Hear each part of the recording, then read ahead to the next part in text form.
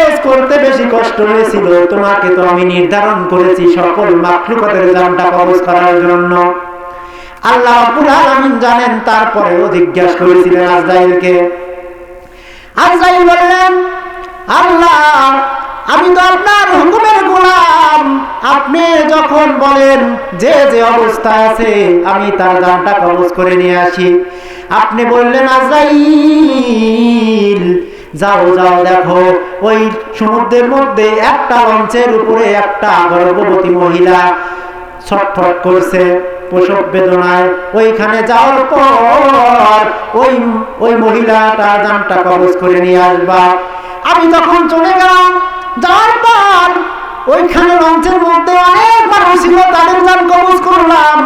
আমার কষ্ট লাগে নাই, কিন্তু আমার এই জন্য কষ্ট লেগেছিল, কারণ ওই কোন লোকালয় যদি হইতো আমার কষ্ট হতো না, কারণ ওইখানে ওই মহিলাটার প্রসব বেদনা উঠে গেছে, ওই সন্তানের কি অবস্থা হবে এই কথা মনে হইয়া আমার বড্ড কষ্ট হয়েছিল। আল্লাহ, কিন্তু আমি তো আপনার হুকুমের গোলাম, আপনি বলার সঙ্গে সঙ্গে যে যে অবস্থায় আছে আমি জানটা কবজ করে নিয়ে আসি। আমার এই জন্য কষ্ট লেগেছিল, দুনিয়ার মধ্যে যার মা নাই, যার বাবা নাই, সেই বুঝে মা বাবার কত বেদনা, কত যন্ত্রণা, এই কথা মনে হইয়া ওই শিশু সন্তানের কি অবস্থা হইবে এই কথা মনে হইয়া আমার বড় কষ্ট হয়েছিল। সঙ্গে সঙ্গে আমি আপনার হুকুম পালন করার জন্য আমি তার জানটা কবজ করে নিয়ে আসছিলাম। ওই জায়গায় আমার কষ্ট হয়েছিল, আর একটা জায়গায় আমার কষ্ট হয়েছিল। আপনি বললেন আজরাইল যাও যাও, আমার বন্ধুর কাছে যাও, যাইয়া বলবা ইয়া রাসূলুল্লাহ, হাবিবাল্লাহ, আল্লাহ রাব্বুল আলামিন আপনাকে জানটা কবজ করার জন্য আমারে পাঠাইছেন। আপনি যদি অনুমতি দেন তাহলে আমি জানটা কবজ করে আপনার নিয়ে যাব, আর আপনি যদি অনুমতি না দেন তাহলে আমি আবার খালি হাতে আল্লাহর দরবারে পৌঁছাইয়া যাব। সম্মানিত ভাইরা, কোন নবী রাসূলের কাছে, কোন মানুষের কাছে আয়েশা আলাইহিস সালাম জান কবজ করার জন্য কোন সময় অনুমতি চাইবে না, কিন্তু আমার আপনার নবীর কাছে আয়েশা আলাইহিস সালাম অনুমতি চাইছিলেন, পারমিশন চাইছিলেন। তখন আমার আপনার দয়াল বললেন, আজরাইল আমি তোমাকে পারমিশন দিতে পারি জান কবজ করার জন্য, কিন্তু যতক্ষণ পর্যন্ত আল্লাহ রাব্বুল আলামিন একটা কথার ফয়সালা না দিবে ততক্ষণ পর্যন্ত আমি জানটা কবজ করার অনুমতি দেব না। তখন আজরাইলকে বললেন, জিবরাইল আলাইহিস সালাম কোথায়? তখন আজরাইল বললেন, প্রথম আসমানে রয়েছেন। বললেন ওখান থেকে রেখে আনার ব্যবস্থা করো। ওইখান থেকে জিবরাইল আলাইহিস সালামকে রেখে আনলেন। আনার পর জিবরাইল আমার আপনার নবীকে দেখা দুচোখের পানি ছেড়ে দিয়ে দিয়ে কান্না করে, আমার নবীও কান্না করে। তখন জিবরাইল আলাইহিস সালামকে আমার আপনার নবী জিজ্ঞাসা করলেন, জিবরাইল তুমি কান্না করো কেন? তখন জিবরাইল আলাইহিস সালাম বললেন, আল্লাহ রাব্বুল আলামিন আমাকে নির্ধারণ করেছেন ওহী পাঠানোর জন্য সকল নবী রাসূলের কাছে, কিন্তু আমি এই জন্য কান্না করি, আপনি তো আল্লাহর সান্নিধ্যে চলে যাবেন, আমি কার কাছে নিয়ে আসব? আমি কার কাছে ওহী নিয়ে আসব? সকল নবী রাসূলের কাছে আমি 500 বার, 1000 বার, 10,000 বার, 20,000 বার ওহী নিয়ে আসছি, কিন্তু বিষয়টা হলো আমি আপনার কাছে 24,000 বার ওহী নিয়ে আসছি। আপনি তো আল্লাহর দরবারে চলে যাবেন, আমি কার কাছে ওহী নিয়ে আসব? এই কথা মনে হয় আমি কান্না করি, কিন্তু ইয়া রাসূলুল্লাহ, আল্লাহ আপনি তো আল্লাহর দরবারে চলে যাবেন, আল্লাহর মুলাকাতে চলে যাবেন, কিন্তু আপনি কান্না করেন কেন? তখন আমার আপনার দয়ার নবী, মায়ের নবী ডেকে ডেকে বলে, জিবরাইল ভাই আমি এই জন্য কান্না করি, আমি তো আল্লাহর দরবারে চলে যাব, কিন্তু আমার উম্মতের জামিনদারকে নেবে। যতক্ষণ পর্যন্ত আল্লাহ রাব্বুল আলামিন আমার উম্মতের জামিনদারকে নেবে, আমাকে জানায় দেবে না, ততক্ষণ পর্যন্ত আমি আজরাইলকে জানটা কবজ করার অনুমতি দেব না। চিল্লাইয়া বলা যাবে নাকি আল্লাহু আকবার, লিল্লাহি তাকবীর। তাহলে আমরা কেমন নবী পেয়েছি দেখেন, মরণের সময়, ওই সময় কঠিন মুহূর্তে উম্মতের চিন্তা করেছেন। কার চিন্তা করছে? উম্মতের চিন্তা করেছেন। সম্মানিত ভাইরা, জিবরাইল আলাইহিস সালাম আল্লাহ রাব্বুল আলামিনের কাছে যা বললেন, আল্লাহ আপনার বন্ধু আমার কাছে একটা প্রস্তাব পাঠাইছেন, একটা দরখাস্ত দিয়েছেন, আপনি যতক্ষণ পর্যন্ত এই কথার ফয়সালা না দিবেন ততক্ষণ পর্যন্ত আজরাইলকে আপনার বন্ধুর জানটা কবজ করতে দেবে না। তখন আল্লাহ রাব্বুল আলামিন বললেন, জিবরাইল আমার বন্ধু আমার কাছে প্রস্তাব পাঠাইছেন, আমি রাখবো না, এটা তো হতে পারে না। অবশ্যই রাখবো। বলো কি বলেছে? বলেন আপনার বন্ধু আমার কাছে একটা প্রস্তাব পাঠাইছেন, আপনার বন্ধু আপনার কাছে চলে আসবেন, কিন্তু তার উম্মতের জামিনদার কে হবে? যতক্ষণ পর্যন্ত এই কথার ফয়সালা আল্লাহ রাব্বুল আলামিন না দিবে ততক্ষণ পর্যন্ত আপনার বন্ধু আজরাইলকে জানটা কবজ করার অনুমতি দিবে না। চিল্লাইয়া বলেন সুবহানাল্লাহ। সম্মানিত ভাইরা, আল্লাহ রাব্বুল আলামিন জিবরাইল আলাইহিস সালামকে বললেন, ওরে জিবরাইল যাও আমার বন্ধুর কাছে যাইয়া বলো, আমার বন্ধু তো আমার কাছে চলে আসবে, আমার বন্ধু আমার কাছে আসার পর আমি আল্লাহ আমার বন্ধুর উম্মতের জামিনদার আমি নিজেই হয়ে গেলাম। বলেন সুবহানাল্লাহ। আল্লাহ আমার রব, এই রবি আমার সব। আল্লাহ আমার রব, এই রবি আমার সব। দমে দমে তনু মনে তারি অনুভব। আল্লাহ আমার রব, এই রবি আমার সব। আল্লাহ আমার রব, এই রবি আমার সব। কথা বলেন ঠিক কি না?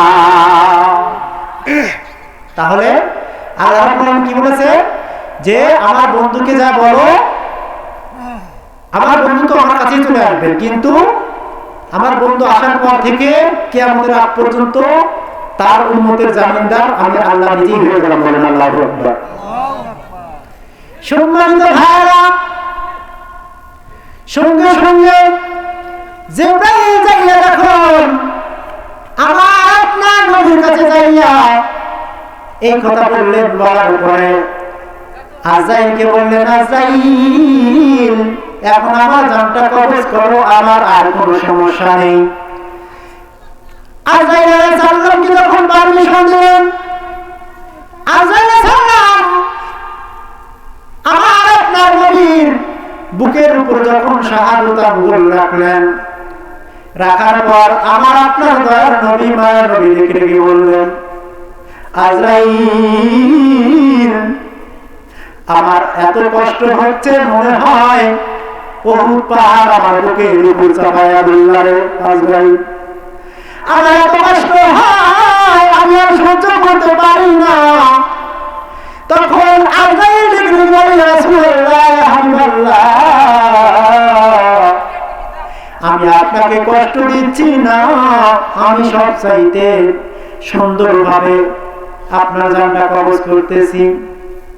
তখন আমার আপনার দয়ার নবী মায়ের নবী ডেকে বলেন, আজরাইল আমার অনেক কষ্ট হয়, তাহলে যদি সাধারণভাবে আজরাইল জানটা কবজ করতে যদি এত কষ্ট হয়, তাহলে আমার আপনার কাছে আসবে কিভাবে? আর গুনাহগার উম্মত কে কিভাবে জানটা কবজ করবে? কতটা কষ্ট হবে তার। আমার আপনার দয়ার নবী মায়ের নবী একটু অনুভব জানাইছেন, সবচাইতে সহজ মৃত্যু, মরণের কষ্ট হইল জ্যান্ত খাসি জবা ছাড়া চামড়া ছিঁড়ে ফেললে যতটা কষ্ট হয় তার চাইতে বেশি কষ্ট। সম্মানিত ভাইয়েরা, আল্লাহর নবীর কাছে যাইয়া সাধারণভাবে সহজভাবে যদি আজরাইল জানটা কবজ করতে যদি আমার আপনার নবী বলে অনেক কষ্ট হয়, তাহলে আপনার আমার কাছে আসলে আজরাইল কতটা কষ্ট হবে। সম্মানিত ভাইয়েরা, কিন্তু যারা আল্লাহ দুনিয়ার মধ্যে আল্লাহর হুকুম মেনে চলবে, নবীর আদর্শ মতে জীবন যাপন করবে। আল্লাহ রাব্বুল আলামিন যখন আজরাইল আলাইহিস সালামকে পাঠিয়ে দিবে, ওই নেককার বান্দা যখন জানটা কবজ করার জন্য আসবে, এত সহজভাবে আসবে, এত সহজভাবে তার জানটা কবজ করবে, কারণ ওই আমার দয়ার নবী, মায়ের নবী ওই আজরাইলকে বলেছিলেন, আজরাইল তুমি আমার জানটা কবজ করো, এতে যে পরিমাণ আমার কষ্ট হচ্ছে এর চাইতে আমাকে বেশি দরকার হলে কষ্ট দাও, কিন্তু আমার যখন উম্মতদেরকে জানটা কবজ করবা তখন যেন কষ্ট দিও না, কারণ আমার উম্মত সহ্য করতে পারবে না। বলেন সুবহানাল্লাহ। সঙ্গে সঙ্গে সেই কারণে আজরাইল তখন ডেকে বললেন, ইয়া রাসূলুল্লাহ, হাবিবাল্লাহ, আপনার উম্মত যারা দুনিয়ার মধ্যে আল্লাহর হুকুম পালন করে চলবে, আপনার আদর্শ মতে জীবন যাপন করবে, আমি আজরাইল 500 ফেরেশতা নিয়ে ওই বান্দার কাছে হাজির হয়ে যাব, জান্নাতের ফেরেশতা নিয়ে হাজির হয়ে যাব, জান্নাতের একটা সুন্দর রুমাল লইয়া ওই বান্দার সামনে যখন আমি নাকে ধরবো, সঙ্গে সঙ্গে ওই আত্মাটা বের হওয়ার জন্য পাগল হয়ে যাবে। বলেন সুবহানাল্লাহ। তাহলে নেককার বান্দার জন্য কষ্ট হবে না, মৃত্যু যন্ত্রণা হবে না। আর যখন বদকার বান্দা যখন জানটা কবজ করার জন্য আজরাইল আসবে, ওই জাহান্নাম থেকে ফেরেশতা নিয়ে আসবে, আসার পর এমন ভাবে জানটা কবজ করবে, আপনারা একটু মিলায়া দেখবেন, অনেক মানুষ কিন্তু মরণের সময় চোখ বড় বড় হয়ে যায়, অনেক মানুষের এমন অবস্থা হয়ে যায় এবং কাপড় চোপড় কিন্তু নষ্ট করে ফেলে। কথা বলে ঠিক কিনা? সম্মানিত ভাইরা, ওই জানটা বের হতে চায় না, জাহান্নাম থেকে রশি নিয়ে, শেকল নিয়ে, আগুনের শেকল নিয়ে পা থেকে শুরু করে বেঁধে বেঁধে এমন ভাবে ওই বদকার নেকির জানটা এমন ভাবে ধীরে ধীরে নিয়ে আসে সামনের দিকে, জানটা বের হতে চায় না, কিন্তু অনেক কষ্ট দিয়ে জানটা বের করে। বলেন নাউজুবিল্লাহ। সম্মানিত ভাইরা, সেই কারণে আমরা যতদিন বেঁচে থাকবো, আপনার বাবাই ছিল, আপনার দাদাই ছিল, আপনার বাবাই ছিল দুনিয়ার মধ্যে, তারা কিন্তু এইভাবেই বেঁচে ছিল, আমাদের মতো জীবন যাপন করছে। কথা বলেন ঠিক কিনা? হয়তো তারা আজকে দুনিয়ার মধ্যে নাই, তারা হয়তো অন্ধকার কবরে চলে গেছে, তারা ইচ্ছা করলে দুনিয়ার মধ্যে এসে একটা নেকির কাজ করতে পারবে না, তারা ইচ্ছা করলে একটা গুনার কাজ করতে পারবে না, কিন্তু আল্লাহ রাব্বুল আলামিন আমাদেরকে একটা বিশেষ নিয়ামত দিয়েছেন, সেটা হলো আমাদের হায়াত। এই হায়াতের মধ্যে আমরা এখন ইচ্ছা করলে দুনিয়ার মধ্যে গুনার কাজ করতে পারবো, কেউ বাধা দিবে না, দেবে না। আমরা ইচ্ছা করলে নেকির কাজ করতে পারবো, কেউ বাধা দিবে না, দেবে না। সেই কারণে আল্লাহ রাব্বুল আলামিন বলেন, বান্দা, আমি তোমাদেরকে বিশেষ একটা নিয়ামত দিয়ে এখন তোমাদের বাঁচিয়ে রেখেছি দুনিয়ার মধ্যে, সেটা হলো হায়াত। এই হায়াতের মধ্যে তোমরা যতদিন বেঁচে থাকবা মরণের কোনো গ্যারান্টি নাই। আজরাইল 1 মাস আগে আপনাকে ফোন দিয়ে বলবে না, আপনার জানটা কবজ করার জন্য আসতেছি, কেউ কোনোদিনের জন্য জানতে পারবে না আজরাইল কখনোই জানটা কবজ করে নিয়ে যাবে। সেই কারণে আমাদের সকল সময় মরণের কথা চিন্তা করতে হবে, মরণের কথা স্মরণ করতে হবে। যখন আমরা মরণের কথা স্মরণ করব, তখন আমরা আর গুনার কাজে লিপ্ত হব না। কথা বলেন ঠিক কিনা? আমরা যখন মরণের কথা স্মরণ করব, যে আমাদেরকে এটা মাথায় আসে না ভাই, যে আমার বাবাকে আমি নিজে জানাজা করছি, আমি কবরে রেখে আসছি, আর জীবন ফিরে আসবে না, আসবে না। কত মানুষের জানাজা করলেন, না জানি কবে আপনার জানাজায় সকল মানুষ দাঁড়ায় যান, আর কোন সুযোগ থাকবে না ভাই, কোন সুযোগ থাকবে না। আর মাপ পাওয়ার জন্য, মাপ চাওয়ার জন্য আর কোনো ক্ষমতা থাকবে না। তাই আল্লাহ রাব্বুল আলামিন যতদিন হায়াত দিয়েছেন, ততদিন আমরা চাইবো যে আল্লাহ আপনার কোরআন এবং সুন্নাহ অনুযায়ী যেন আমরা জীবন করতে পারি। আল্লাহ রাব্বুল আলামিন আমাদেরকে তৌফিক দান করেন। সকলে বলি আল্লাহুম্মা আমিন। আমরা দুনিয়ার মধ্যে এমন মুসলমান, আমরা মনে করি আমার দাদাই মুসলমান, বাবাই মুসলমান, সেই শুনতে আমরা মুসলমান দাবি করি। আসলে কোরআন অনুযায়ী যেভাবে জীবন বাস্তবায়ন করতে হবে, রাষ্ট্র থেকে শুরু করে আপনার জেলা বলেন, থানা বলেন, ইউনিয়ন বলেন, গ্রাম বলেন, পরিবার বলেন, আমরা আসলে এই কোরআন দিয়ে সেভাবে পরিচালনা করতে পারি না। কথা বলেন ঠিক কিনা?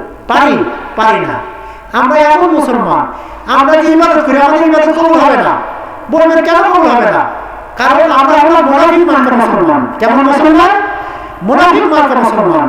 আমরা মুনাফিকের যে তিনটা আলামত আছে, তার মধ্যে আমাদের মধ্যে এগুলো আছে। তার মধ্যে একটা আলামত হলো যে আমরা আমার সামনে বললেন আমাকে ভালো বললেন, অথচ বাইরে যা বললেন যে হুজুর এরকম, হুজুর কথা ভালো না। এইটা হলো মুনাফিকের আলামত। যারা মুনাফিক করে এবং মানুষের মনে কষ্ট দেয়, তারা কোন সময়ের জন্য আল্লাহর জান্নাত পাবে না, তাদের জন্য জান্নাত হারাম। সেই কারণে কি করতে হবে? দুনিয়ার মধ্যে কয়দিন বাঁচবো ভাই? কয়দিন বাঁচবো আমরা? সর্বোচ্চ কয়দিন? এটা আপনাদের যে সবাই মুরব্বী দেখতেছি, যুবক ভাইদের দেখতেছি, এদের আর কয়দিন বাঁচবো? আমরা হয়তো সর্বোচ্চ 60, 70, 80 বছর এরকম কি বাঁচি আমরা? আমাদের একটা গড় আয়ু পড়ছে, আমরা এর বেশি আমাদের হায়াত আল্লাহ মানে কমই দিচ্ছে, খুবই কম। এর চেয়ে বেশি হয় কিন্তু খুবই অল্প। কিন্তু এর মধ্যে আমরা মানুষের সাথে ভালো আচরণ করি না, মানুষের মনে কষ্ট দিই।